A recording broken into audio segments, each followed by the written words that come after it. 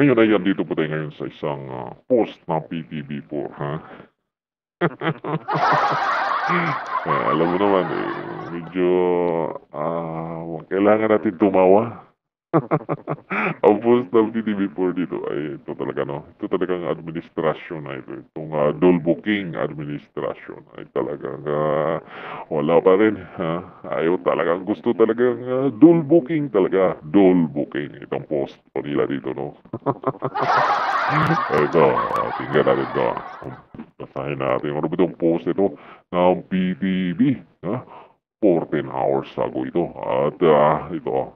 Karamihan sa mga Pilipino ang patuloy na nagtitiwala at nagpapakita ng suporta kay Pangulong Ferdinand R. Marcos Jr. Easy. Okay, tawa ng tawa. Tapusin natin. Ito. Habang malaki ang ibinaba ng trust at performance ratings ni Vice President Sara Duterte para sa resulta ng isang isinagawang tugon ng masa survey sa Okta Arts Research noong November 10 to 16, 2024. Taas pala ng rating ni Dulbo King. Ayon sa Okta Research, ang pagbaba ng ratings ni Duterte sa huling bahagi ng 2024 ang pinakamababang marka na natanggap ng pangalawang Pangulo simula noong Disyembre 2023. Diba? Palakpakan natin itong mga Dolbo King admin na ito. Sige, patuloy lang sa pagluloko sa mga sarili ni. Sabihin nyo, anong sinabi mong pagluloko ng sarili mo? Yan na nga yung survey. Sige nga. Sige, yan ang survey nila. Tingnan natin yung ano ng mga tao. Ano ba yung reaksyon ng mga tao? Tingnan natin ito. Mayroon itong 24,000 na reaction at mayroong 9,200 na comments. Tingnan natin itong reaction. Reaction, mga kaibigan. Ayan. Ayan 22,000 ang tumawa. Ang saya-saya nila. Kaya tuwan-tuwa ako dito sa PTV4 eh. Marami silang napasaya. Ito mga PTV4, dapat palitan to ng pangalan, no? PTV4, a happy post. oh, oh, oh, paano nyo sasabihin yan? Octa Arts. O, ano yan? Octo Arts ba yun? Octo Arts. Tingnan niyo nga yung post ng PTV4. Ilan bang tao yung sinusurvey nyo? Ilang percent ba yan? Tingnan nyo yung Octo Arts, tingnan nyo. Grabe, 65 rating. Taas. 65 rating. Hindi nyo ba nakita yung rally ng INC? Hindi nyo ba nakita? Hindi nyo ba naisip bagay wala yata kayong mga isip, Bakit ba nagkakaroon ng rally yung INC ng ganun? Kung talagang maganda yung pamamalakad nyo. Nagpapatawa kayo. Niluluko nyo ng mga sarili nyo, mga sino niluluko nyo, maglulukuhan kayo dyan. Maglulukuhan kayo hanggat gusto nyo, Dahil dito natin makikita yung reaksyon ng mga tao dito, no? So, titingnan natin itong comment dito. Ito, ayan Ito, so, yan titignan natin yung mga comment ng mga tao dito. Nakalagay dito. Itong una, Saan kaya sila nag-survey? Kahit dito sa Kuwait, ang kasamahan kong OFW ayaw sa presidente at madami ang supporter ni Sara. Ang sakit naman. Tapos nagsabi pa si BP Sara na tatakbo siya ng pagka-presidente. Ay, iyakan na yan. Ito pa, nag-rally na nga para kay BP Inday.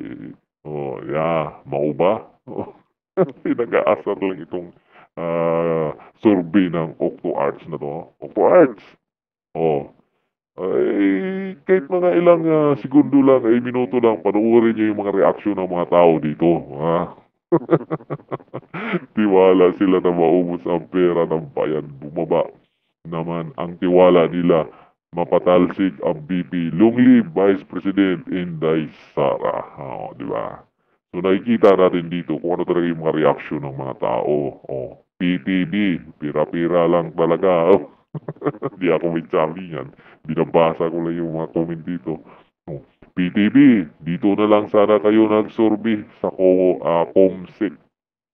Oh, isang barangay lang naman kayo nag-survey eh. Sa reaction kayo magtatap. Magbase, tapos kunin nyo. Percentage, tingnan natin kung valid yung pinost nyo. Di ba? So, dito po natin na makikita mga kababayan na kung gaano talaga itong dull booking administration na to. Sa rally lang ng INC, kitang-kita na natin doon kung hindi magrarally ng ganyan yung INC. Kung wala silang nakikitang kabulukan sa administrasyon nitong dull booking. Itong dull booking. Hindi kunwari. Mayroon silang tinatanggal dyan pero tapos na. Kumbaga, tinatanggal na nila yung isang doon, pero luto na. Lahat pasok na sa bulsa. Pero pasok na. Pero tandaan nyo, di tayo aabutin. Di tayo aabutin yung mga politiko. Easy lang kayo, easy. Sige, nakaw lang kayo ng nakaw dyan. At, alam nyo, trilyon voltahe papasok sa mga bulsa nyo pagdating ng araw. Yan nga po mga kaibigan, no? So, kailangan po nating maging gising na ngayon, no? Huwag nang iboto yung mga, mga dulbo na mga politiko, no? Yung nambubula lang, huwag nang iboto yung mga yan. At kailangan natin ng mga bago at lalo na ngayong eleksyon, no? So, kaya, dito natin makikita na talagang wala nang ibang ginagawa itong dulbong administrasyon na to, kundi lulukuhin tayong mga Pilipino. Harap-harapan na dahil wala na silang respeto sa ating mga Pilipino. Lalo na itong administrasyong ito. Sinabihan niya na yung mga nasa gobyerno natin, you are terminated. Dahil ayun nga kay Captain Dado, tayo ang which is totoo naman dahil tayo nga ang nagboto sa kanila, tayo ang naglagay sa kanila dyan sa kanilang posisyon, pwesto dyan sa gobyerno, mas tayo ang may kapangyarihan laban sa kanila. At ngayon na nga po, nakikita nga natin itong nangyayari sa atin ngayong gobyerno na sila na nga pinapasweldo natin, parang tayo pang mga alipin, mga alila tayong mga tao, tayong mga Pilipino. Kung tutuusin, tayo ang nagluklok sa kanila dyan sa kanilang pwesto na dapat tayo ang masusunod. Sila ay magsiservisyo sa ating mga tao. Kikita naman natin sa mga politiko dyan pag namimigay sila ng ayuda. Lumalabas na may utang na loob pa tayo dyan sa mga politiko na yan. Dapat yan ang babaguhin. Kaya nga sinasabi nga dito ni Captain Dado na you are terminated. You are terminated. Yun na lang.